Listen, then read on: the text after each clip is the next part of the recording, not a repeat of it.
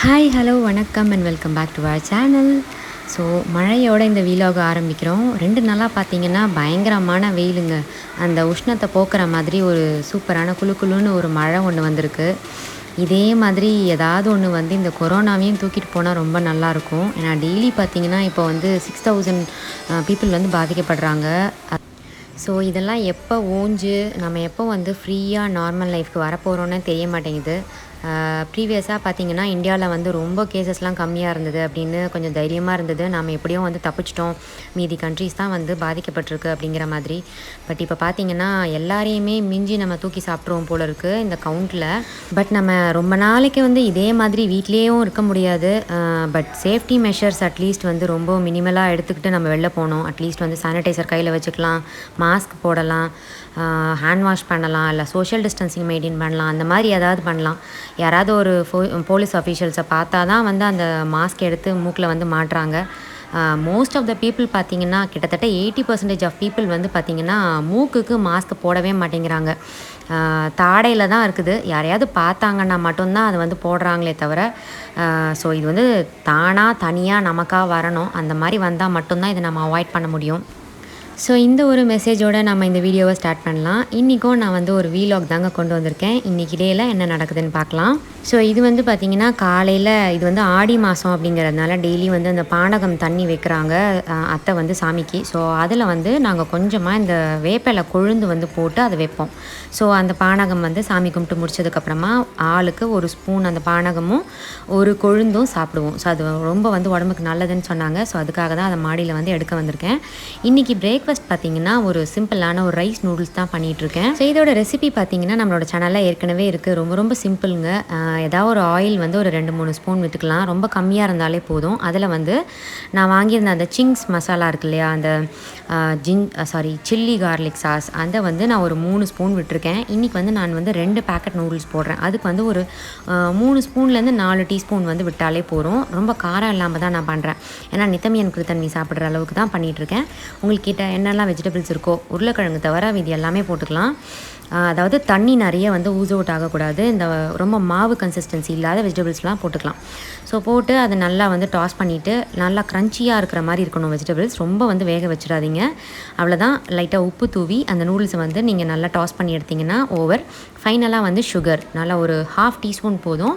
அது ஒரு final touch. நல்லா அந்த லைட்டு காரத்தில் அந்த டாங்கி டேஸ்ட்டோட ஒரு ஸ்வீட் டேஸ்ட்டும் வரும். அவ்வளோதாங்க. ரொம்ப சிம்பிளான பிரேக்ஃபாஸ்ட் வந்து கிட்ஸ்க்கு ரொம்ப பிடிச்ச மாதிரி ரெடி ஆகிடுச்சு. ஸோ இப்போ டைம் பார்த்திங்கன்னா பிரேக்ஃபாஸ்ட் முடிஞ்சிட்டு ஒரு 9:45 இருக்கலாம்னு நினைக்கிறேன், 10 o'clock. ஸோ இன்றைக்கி இட்லி மாவு வந்து காலி ஆகிடுச்சு. ஸோ அதனால தான் நான் வந்து நூடுல்ஸ் பண்ணியிருந்தேன். அதனால் வந்து இப்போ மாவுக்கு அரிசி வந்து ஊற வச்சிட்ருக்கேன்.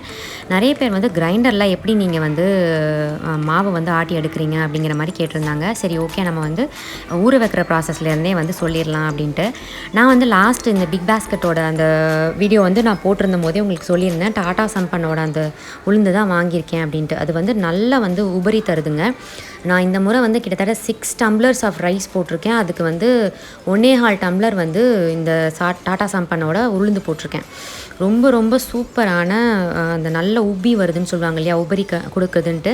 அந்த மாதிரி ரொம்ப சூப்பராக கொடுக்குது. நீங்கள் விலை வந்து ஒரு 20-30 ருபீஸ்க்கு பார்த்தீங்கன்னாவே நீங்கள் கம்மியான ரேட்டுக்கு நீங்கள் போனீங்கன்னா அந்தளவுக்கு உபரி தராது. நீங்கள் நிறைய உளுந்து வந்து யூஸ் பண்ணணும். ஸோ அந்த மாதிரி நீங்கள் பார்த்தீங்கன்னா இந்த உளுந்து வந்து கம்மியான குவான்டிட்டிலேயே உங்களுக்கு நிறைய உபரி தருது. ஸோ நீங்கள் எக்ஸ்டெண்டட் டைம் பீரியட் வந்து யூஸ் பண்ணிக்கலாம். ஸோ அது வந்து ஒரு 3.5 hours வந்து நான் ஊற வைப்பேன். அது ஊறிட்டுருக்க டைமில் வந்து புதினா வந்து வாங்கி வச்சுருந்தாங்க. அதை லைட்டாக நம்மளோட தொட்டியில் மண் இருந்ததுன்னா நீங்கள் லைட்டாக புதைச்சி வச்சாலே வந்து ஒரு 2 முறைக்கு நீங்கள் வந்து அடுத்து வந்து புதினா எடுத்துக்கலாம். ஸோ ஃப்ரெஷ்ஷாக விளைஞ்ச லாஸ்ட் பேட்ச் புதினாவை வச்சு நான் வந்து இன்றைக்கி ஹரியாலி சிக்கன் சொல்லிட்டு ஒன்று பண்ணிகிட்ருக்கோம். நாங்கள் ரொம்ப சிம்பிள் தாங்க.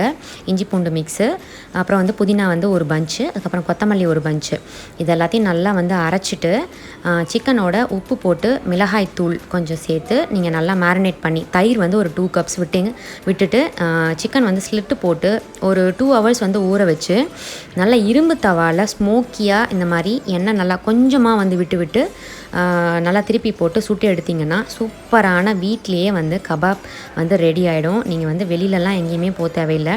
வீட்லேயே வந்து ரொம்ப நல்லா ஃப்ளேவர்ஃபுல்லான ஹைஜீனிக்காக வீட்லேயே பண்ணலாம். மோரோவர் வந்து இந்த புதினா உங்கள் வீட்டிலேருந்தே கிடைக்கிற, உங்கள் கார்டன்லேருந்தே ஃப்ரெஷ்ஷாக கிடைக்கிற ஆர்கானிக் புதினா. ஸோ லன்ச் வந்து ரொம்ப சிம்பிள் தாங்க. இன்றைக்கி வந்து பெருசாக இல்லை. ரசம் வச்சுட்டு நாங்கள் அந்த கபாப் வச்சு சாப்பிட்லான் இருக்கோம். ரைஸ் வச்சுட்டு கூடயே வந்து கிறித்து வந்து ஒரு எக்ஸ்ட்ரா கிளாஸஸ் வந்து வெளியில் வந்து அட்டன் பண்ணிகிட்ருக்கா. ஸோ அவளுக்கு அந்த அரேஞ்ச் பண்ணி கொடுத்துட்டு வந்திருக்கேன். இவளை பொறுத்த வரைக்கும் நான் எப்போவுமே வந்து கூட உட்கார மாட்டேன். ஸோ நீங்கள் வந்து கண்டினியூஸாக கூட உட்காந்துட்டு வந்து சொல்லி கொடுத்துட்டே இருந்தீங்கன்னா ஃபைனலாக வந்து அவங்களால தனியாக ஏபிள் பண்ண முடியாது. ஸோ அதனால் மேக்ஸிமம் டைம் வந்து நான் அவாய்ட் பண்ணுவேன் அவளோட உட்கார்றத. ஸோ அவளுக்கு கனெக்ட் பண்ணிவிட்டு மிஸ்ஸுக்கு வந்து ஒரு சல்யூட் பண்ணிவிட்டு நான் வந்து வந்துட்டேன். இப்போ வந்து அவள் வந்து அட்டன் பண்ணிட்டுருக்கா கிளாஸஸ். ஸோ அந்த கேப்பில் நான் இப்போ கிரைண்டர் போட்டு எடுத்துட்டேன் அப்படின்னா அவளுக்கு கிளாஸும் வந்து ஓவர் ஆகிடும். ஸோ ஃபைனலாக அவளோட பெர்ஃபார்மன்ஸை மட்டும் நான் வந்து போய் கேட்டுப்பேன். ஸோ என்னெல்லாம் வந்து பண்ணியிருக்கா அப்படின்ட்டு. ஸோ அதுலேருந்து நம்ம வந்து அவளுக்கு ஏதாவது பூஸ்ட் பண்ணுறதுக்கு என்ஹான்ஸ் பண்ணுறதுக்கு வந்து நம்ம டிப்ஸ் கொடுக்கலாம். ஸோ நீங்கள் வந்து ஃபுல்லாக மைக்ரோ மேனேஜ் பண்ணிவிட்டு உட்காந்துட்டு இருந்தீங்க அப்படின்னா அவங்களால தனியாக வந்து சமாளிக்கிற கெப்பாசிட்டி வந்து இல்லாமல் போயிடும். இப்போ பார்த்தீங்கன்னா கிட்டத்தட்ட ஒரு 4 மணி நேரம் வந்து ஊறிடுச்சு. ஸோ அவள் கிளாஸில் உட்காந்துட்ருக்க நேரத்தில் இந்த கிரைண்டர் வந்து நான் போட்டு எடுத்துகிற போகிறேன். ரொம்ப சிம்பிள் தாங்க. இது நீங்கள் வந்து நிறைய பேர் இது வந்து போட்டு எடுக்க முடியாது, கிரைண்டர் வந்து ஹேண்டில் பண்ணுறது வந்து ரொம்ப கஷ்டம் அப்படிங்கிற மாதிரி ஃபீல் பண்ணுவாங்க. அந்த மாதிரி கிடையாது, ரொம்ப ரொம்ப ஈஸி. நான் யூஎஸில் பார்த்தீங்கன்னா மிக்ஸி தான் வச்சுருந்தேன். ஏன்னு பார்த்தீங்கன்னா கிரைண்டர் வந்து அங்கே ஆக்சஸ் பண்ணுறது வந்து கொஞ்சம் கஷ்டம். என்னோடது வந்து சிங்கிள் பெட்ரூம் அப்பார்ட்மெண்ட்டுங்கிறதுனால சின்ன கிச்சன் தான். ஸோ அந்த மேடையில் வந்து நான் அவ்வளோ பெரிய இதை வந்து வச்சு எடுக்க முடியாது. கிட்ஸ் வந்து கீழே குட்டியாக இருந்ததுனால நான் கிரைண்டரை வந்து கீழே வச்சு ஆப்ரேட் பண்ணேன் அப்படின்னா கையை விடுறதுக்கு சான்சஸ் இருக்குது. ஸோ எனக்கு அது கொஞ்சம் ரிஸ்க்காக பட்டுச்சு. ஸோ அதனால் டோட்டலாக நான் வந்து கிரைண்டரே வந்து அவாய்ட் பண்ணிட்டேன். ஸோ அங்கே இருந்த வரைக்கும் 3.5 இயர்ஸும் வந்து நான் ஃபுல்லாக வந்து மிக்ஸி தான் யூஸ் பண்ணிகிட்டு இருந்தேன். பட் கன்சிஸ்டன்சியோ இல்லை வந்து இட்லியோட சாஃப்ட்னஸ்லேயோ ஒரு சேஞ்சஸும் இல்லை. ஆனால் கிரைண்டரை வந்து மிக்ஸியை கம்பேர் பண்ணும்போது இதில் நல்லாவே இருக்கும் ரொம்ப. அது மட்டும் ஒத்துக்கிட்டு தான் ஆகணும். ஸோ கிரைண்டரை வந்து ஓட விட்டுட்டே நீங்கள் வந்து கொஞ்சம் ஃபஸ்ட்டு வந்து தண்ணி விட்டுறணும். ஒரு 1/4 டம்ளர் தண்ணி விட்டுட்டு நீங்கள் ஊற வச்சுருக்க ரைஸை வந்து அந்த ஓடிட்டுருக்கு இல்லையா அந்த கல் மேலே அந்த ரைஸை வந்து போடணும். ஸோ போடும்போது அது வந்து நிற்காமல் தடைப்படாமல் ஓடும். ஸோ நீங்கள் வந்து மொத்தமாக நிறைய தண்ணி விடாமல் கொஞ்சம் கொஞ்சமாக தெளித்து அதை ஓட விடணும். அப்போ தான் வந்து ஸ்மூத்தான ஒரு பேஸ்ட் நமக்கு கிடைக்கும். ஸோ அதே மாதிரி கொஞ்சமாக வந்து போடுங்க. இந்த நான் வச்சுருக்க இந்த கிரைண்டரோட கெப்பாசிட்டி பார்த்திங்கன்னா 2 லிட்டர்ஸ்.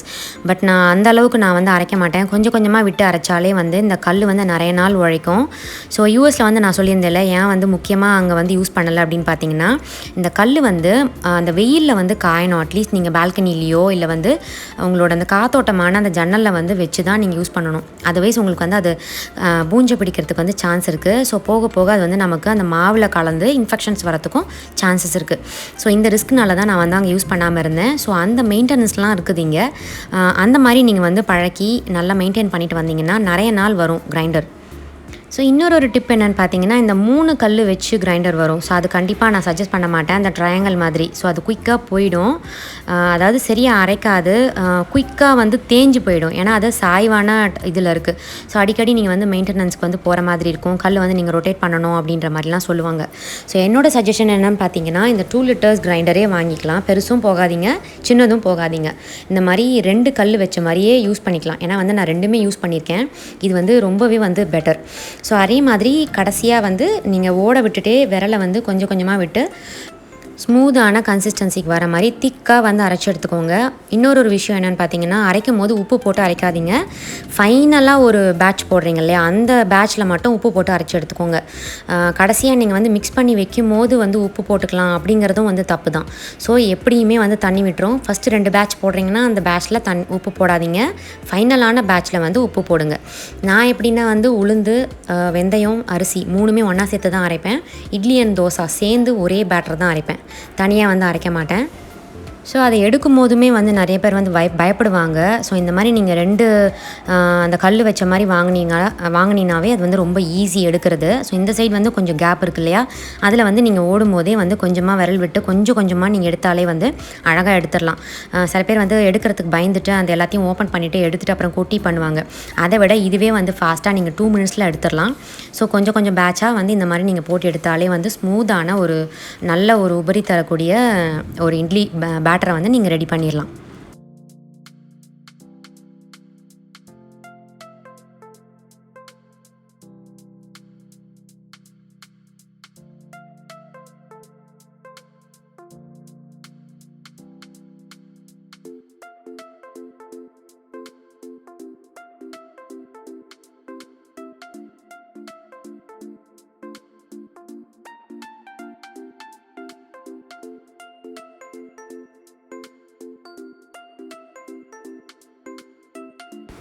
ஸோ கிருத்துவோட கிளாஸஸும் கிட்டத்தட்ட முடிஞ்சிருச்சு. அவங்க பெர்ஃபார்மன்ஸ் வந்து டிஸ்கஸ் பண்ணிகிட்ருக்காங்க. ஃபைனலாக வந்து அன்றைக்கி நடந்த கிளாஸஸோட அந்த கொஷின்ஸ் எல்லாம் கேட்பாங்க.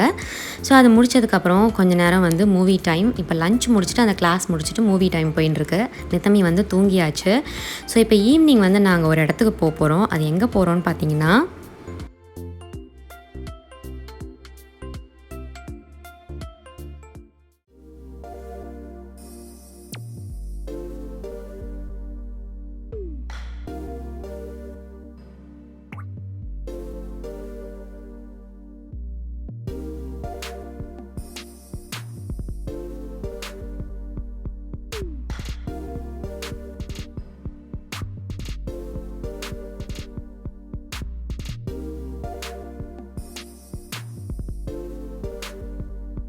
ஸோ சைக்கிள் வாங்க தாங்க வந்திருக்கோம். கிருத்துக்கு வந்து சைக்கிள் வாங்குறதுக்கு வந்திருக்கோம். அங்கே வந்து பார்த்திங்கன்னா சின்னதான சைக்கிள் வந்து இருந்தது. ஸோ நான் கிளம்ப வரும்போது அதை வந்து செல் பண்ணிவிட்டு வந்துட்டேன் நான். இங்கே வந்துட்டு வந்ததுக்கப்புறமா அவள் ரொம்ப வந்து மிஸ் பண்ணா அந்த சைக்கிள். ஸோ கொஞ்ச நாள் போட்டோம், குவாரண்டைன்லாம் முடிட்டோம் அப்படிங்கிற மாதிரி பார்த்தோம். வெளில போகிறதுக்கு பார்த்திங்கன்னா எனக்கு ரொம்பவே பயமாக இருக்குது இங்கே. பட் மக்கள்லாம் ரொம்ப வந்து ஈஸியாக வந்து வெளில போக ஆரம்பிச்சிட்டாங்க. இங்கே சைக்கிள் ஷாப்லேயே பார்த்திங்கன்னா நல்ல கூட்டம். பசங்களோட கம்பல்ஷனில் தான் எனக்கு தெரிஞ்சு பேரண்ட்ஸ் வந்து வெளில வராங்கன்னு தான் நான் நினைக்கிறேன். ஏன்னா வந்து கிருத்துவோட கம்பல்ஷனில் தான் கிட்டத்தட்ட அவள் வந்து நாங்கள் வந்து 1 month ஆகுது.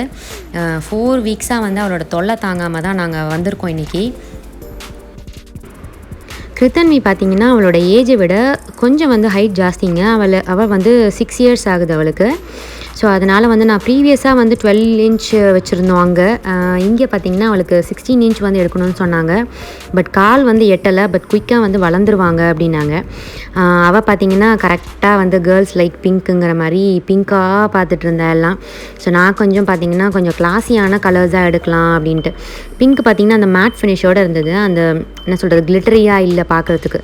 ஸோ அதுக்கப்புறம் அவளை கன்வின்ஸ் பண்ணி அந்த ப்ளூ அண்ட் ரெட்டை வந்து கதையெல்லாம் சொல்லி அதுக்கப்புறம் வந்து சரி ஓகே எடுக்கலாம் அப்படின்ற மாதிரி.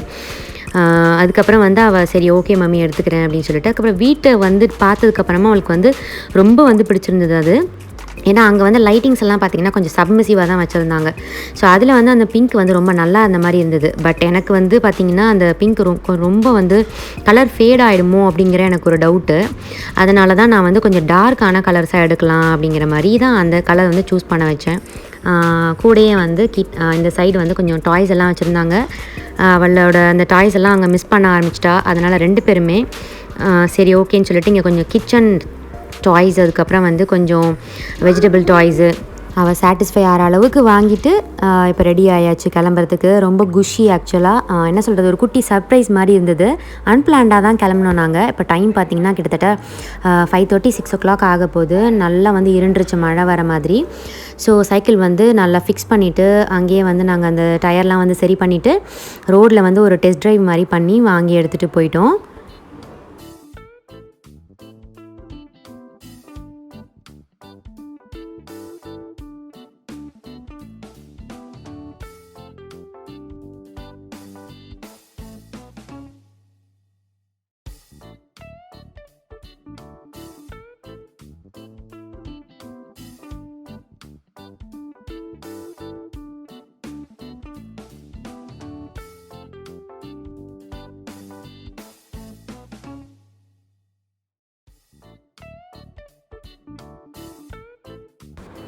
ஸோ அவள் வந்து பார்த்தது நாங்கள் அங்கே வச்சுருந்தது வந்து பிளாக் அண்ட் க்ரீன். ஸோ அதே கலரில் தான் வேணும் அப்படிங்கிற மாதிரி பார்த்தா. இங்கே வந்து அந்தளவுக்கு அவளோட ஏஜுக்கு வந்து கொஞ்சம் கலெக்ஷன்ஸ் வந்து கம்மியாக தான் இருந்தது. பட் எங்களுக்கு வந்து இன்னும் கொஞ்சம் பக்கத்து ஏரியாக்கெல்லாம் போயிட்டு வாங்கணுன்னா பயமாக இருந்தது. ஸோ இங்கேயே வந்து வாங்கிடலாம் அப்படிங்கிற மாதிரி நாங்கள் பார்த்தோம். ஸோ இங்கேயே வந்து இருந்தது ஒரு 3-4 கலர்ஸு. ஸோ இந்த பீஸ்மே வந்து புதுசாக தான் வந்திருந்தது. Finally she is happy. பார்த்தீங்கன்னா உங்களுக்கே தெரியும், நல்ல ஒரு கிளாஸி லுக் கிடைக்குது பாருங்கள். அந்த ஒரு நேவி ப்ளூவோட அந்த கான்ட்ராஸ்ட் கலர் வரும்போது எனக்கு இந்த லுக்கு வந்து அந்த பிங்க்கில் வந்து தெரியல. அவள் வந்து எப்போவுமே அந்த பிங்க் வந்து ரொம்ப பிடிக்குங்கிறதுனால பிங்க்கு சொல்லிட்டு இருந்தா. பட் நம்ம சொன்னால் தான் வந்து பசங்களுக்கு வந்து ரொம்ப பிடிக்கும். எப்போவுமே வந்து பசங்களுக்கு இது பிடிக்கும், அது பிடிச்சிருக்கு, அது வாங்கலாம் அப்படின்னு சொல்லிகிட்டே இருந்தோன்னா ஸோ மற்றதை பற்றி அவங்க வந்து திங்க் பண்ண மாட்டாங்க. ஸோ கிட்ஸ் வந்து எப்போவுமே ஒரே விஷயத்தில் தான் ஸ்டிக் டு இட்டாக இருப்பாங்க. அதுலேருந்து நம்ம வந்து சொல்லிக் கொடுக்க வேண்டியது நம்மளோட இது மாதிரி, ஸோ ரெஸ்பான்சிபிலிட்டி மாதிரி. ஸோ நம்ம தான் வந்து மித்ததில் இருக்கிற ப்ளஸ் அண்ட் மைனஸ் வந்து சொல்லி வந்து அவங்களுக்கு பிடிச்ச வகையில் வந்து சொல்லி புரிய வைக்கணும். ஈவினிங் வந்து டின்னர் நாங்கள் சீக்கிரமாக சாப்பிட்டுட்டு இப்போ மொட்டை மாடிக்கு வந்தாச்சு. எதுக்கு நாங்கள் மொட்டை மாடிக்கு வந்திருக்கோன்னா சைக்கிள் ஓட்ட தாங்க. வேறு என்ன பண்ண முடியும், சைக்கிள் வாங்கிட்டு ரோட்டில் கண்டிப்பாக ஓட்ட முடியாது. பல்லு இருக்கிறவன் பக்கோடா சாப்பிட்றான் அப்படிங்கிற மாதிரி மொட்டை மாடி இருக்கிறவங்க சைக்கிள் ஓட்டுறான் அப்படிங்கிற மாதிரி தான். பிகாஸ் இது வந்து சேஃப்டி இஷ்யூவும் நம்ம பார்த்தாகணும். அதனால் வந்து நாங்கள் மொட்டை மாடியில் வந்து சைக்கிள் ஓட்ட ஆரம்பிச்சிட்டோம். ஸோ அவ்வளோதாங்க, இந்த வீடியோ வந்து இங்கேயோட எண்ட் ஆகுது. ஐ ஹோப் இந்த வீடியோ உங்களுக்கு என்ஜாயபுளாக இருந்திருக்கும்னு நினைக்கிறேன். பிடிச்சிருந்ததுன்னா இந்த வீடியோவுக்கு ஒரு லைக் கொடுங்க, நம்ம சேனலுக்கு சப்ஸ்கிரைப் பண்ணுங்கள், எங்களோட ஃபேஸ்புக் அண்ட் இன்ஸ்டாகிராம் பேஜஸை வந்து ஃபாலோ பண்ணுங்கள். நான் இன்னும் ஒரு சூப்பரான வீடியோவோட உங்களை மீட் பண்ணுறேன். அன்டில் தென் நன்றி, வணக்கம்.